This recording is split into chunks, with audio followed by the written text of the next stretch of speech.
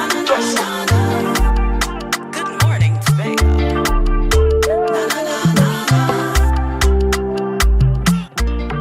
And welcome back to Good Morning Tobago on Tobago Updates. Viewers, I'm now being joined by Mr. Logan Williams, and he is a data scientist and researcher and software developer with Bellingcat.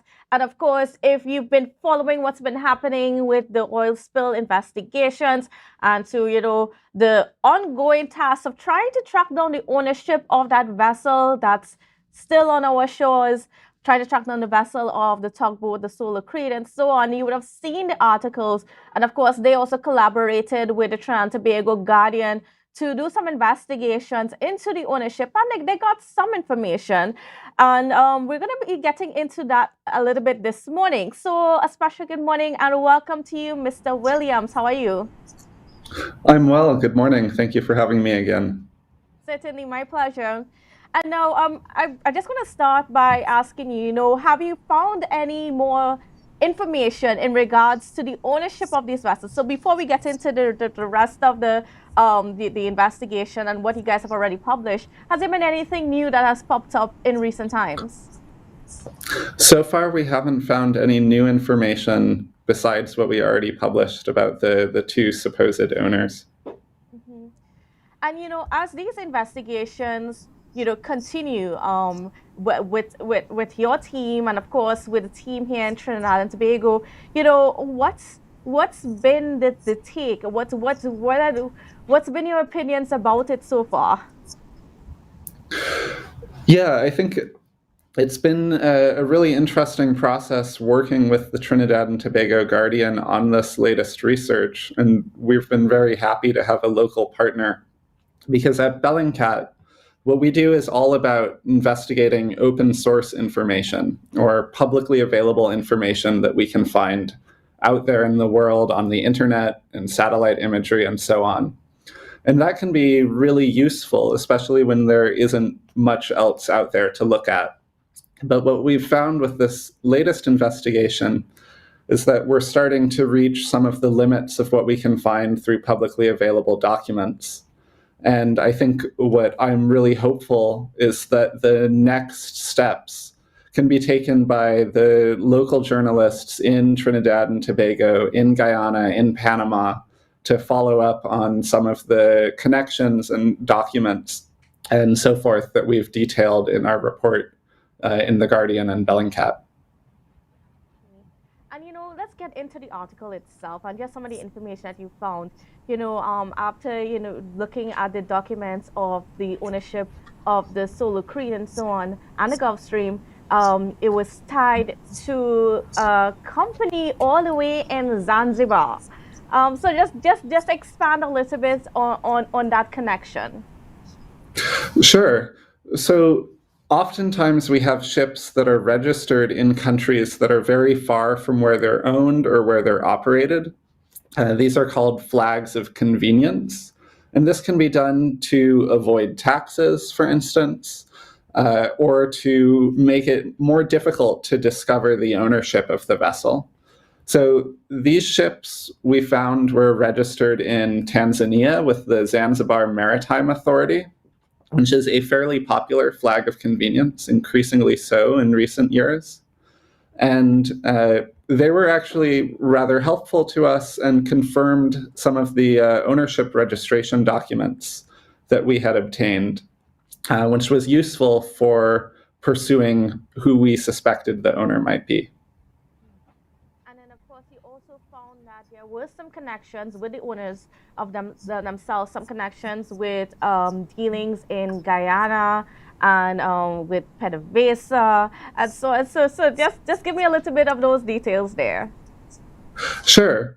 So what we found was that the Solo Creed had been registered with the Zanzibar Maritime Authorities under the ownership of someone named Melissa Gonzalez. And Melissa Gonzalez, we discovered through company registration documents in Panama, was connected to a company called Melage Offshore Corporation, as well as several other companies that seem to involve the same people.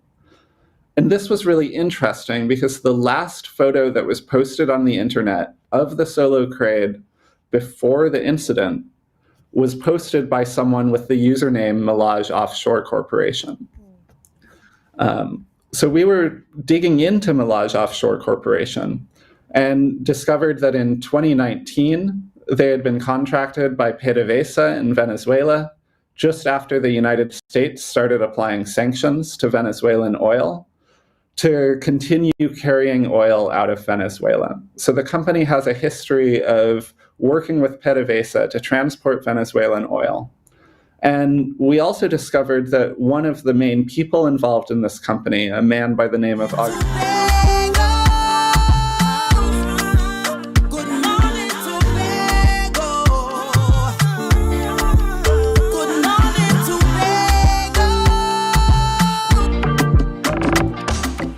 Tobago on Tobago updates and views. I just want to apologize for that technical glitch, but we are back online and we still have Mr. Logan Williams from Bellingcat with us. And of course, he is one of the researchers and investigators that are part of the team that's looking into the ownership of the vessels, of course, the Solar Creed and the Gulfstream, which has been responsible for that oil spill here in Tobago just over a month ago.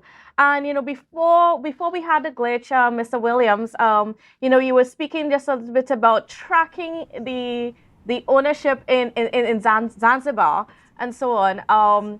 So yes, I guess we could continue off where we lost you.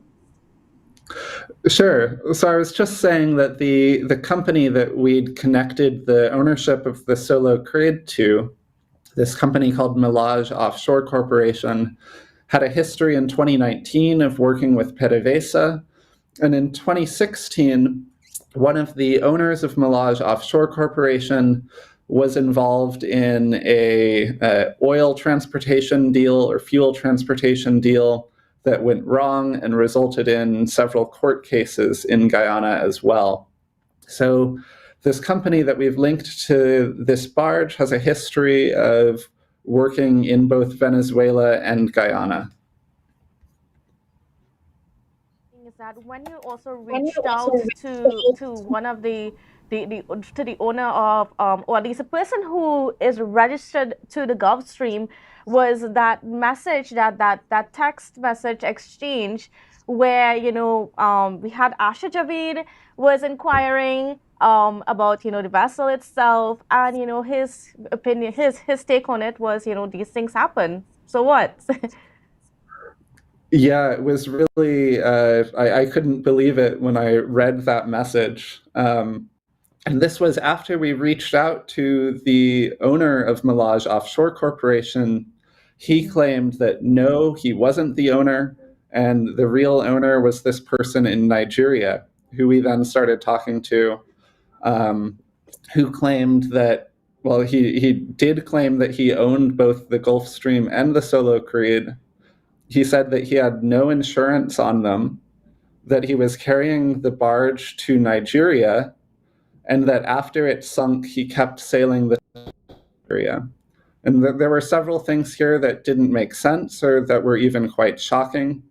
Not having insurance, for instance. Mm-hmm. And as you said, to say that such an accident is just an inevitability is extremely irresponsible, of course. And we also found court records in Panama from just a few months ago that show that it wasn't, this was actually a completely foreseeable and avoidable accident. The barge had a record of having leaks. It nearly sunk at the port, according to the court records.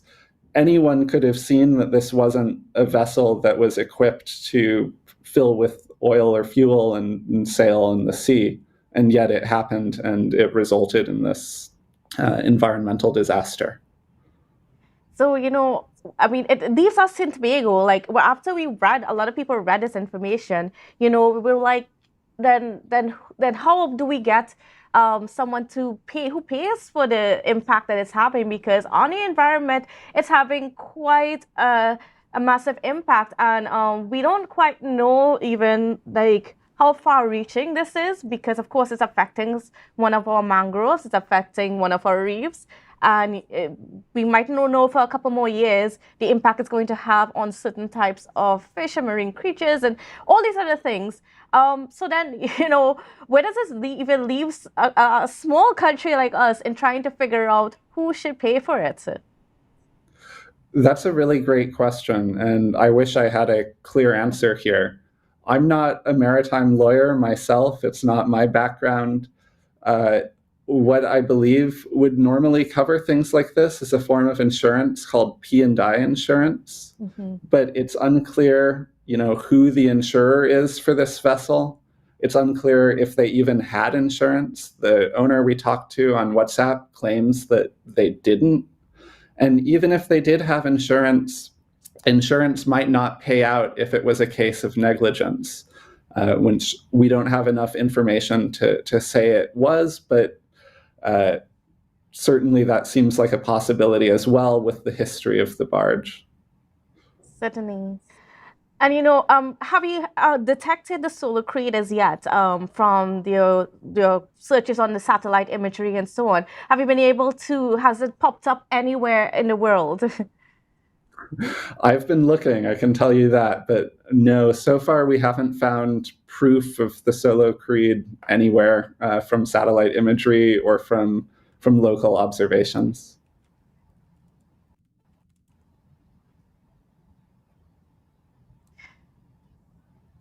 Um, all right, and when after doing some of the searching and so on, what has been the reaction that you've been getting from the international public? What are people saying about just some of the information that you've been putting out there? Yeah, I think one of the things that this is continuing to show and that surprises people that aren't familiar with the world of international shipping is just how hard it is to find accountability when things go wrong in international waters or in international voyages. Um, there's a lot of layers to hide the real owner of vessels, not only the Gulf Stream and the Solo Creed, but this is quite common even for more legitimate ships as well. And I think that that's something that has been getting more attention as a result of this unfortunate incident. Do you think that this situation could even help us in the world shed some light on what's been going on with the illegal fuel trade and that sort of thing? Because, for years we've been hearing how much um, billions of dollars is being traded on an annual basis. In fact, we don't exactly know the figure, but we know it's happening. Do you think that this is perhaps a catalyst into getting to the bottom of some of these things and getting a better handle on it? I'd like to think it could be. This is a big issue, however, as I'm sure you know, bigger than just this one ship and this one company. But hopefully this makes it more difficult for companies that are skirting regulations or operating in the dark to keep doing so without any scrutiny. Also, that challenge of the flag of convenience, which is one of the major issues that we're facing right now. We've been trying to track the actual ownership and have them to be accountable. Yeah, exactly. Better required record keeping of vessel ownership would help a lot. But of course, even that isn't necessarily going to solve everything. As we saw in this case, because the vessel was a barge, it wasn't tracked in the same way as other ships. And this isn't the only fuel barge that's sailing around the Caribbean. Lots of these barges work for 20 or 30 years in the United States, where they're quite common, and then they're sold and they end up in South America and in the Caribbean, and there isn't a lot of ability to track those. And as they get older, unfortunately, of an accident or a preventable incident like this happening becomes greater and greater. Certainly. Well, Mr. Williams, as we're getting ready to wrap up this interview this morning, I just want to, of course, thank you for being on with us. But I just want to, if you have any more words to say to us here in Tobago, who we're just, hoping that we can find somebody to, to pay for this at the end of the day, because we now have to basically clean up their mess. Yeah, exactly. And I hope that you can find accountability for that too. It's something that we're continuing to look into and are really interested in finding accountability. I just end with an open invitation. If you have information about what might have happened, if you're a journalist that's interested in using any of our research, please get in touch. Bellingcat is a nonprofit, and we're a very collaborative organization. So we want to make this as accessible and available to people in Tobago and Trinidad so that it can be as helpful as possible to finding that accountability. And we certainly want to thank you for all the work that you're doing, unprompted, of course, just for helping us to figure out a little bit more, get a better picture as to what's happening, because I know a lot of us here, we don't necessarily have the access or the resources that you may have, but we're certainly grateful for the work that you've been doing. Thank you very much, and I hope that there can be a positive outcome eventually. Certainly. We're all looking on. All right, well, thank you so much. And well, viewers, we've got a lot more coming up for you on the program, so don't go anywhere. We'll be back after this break. Go, go.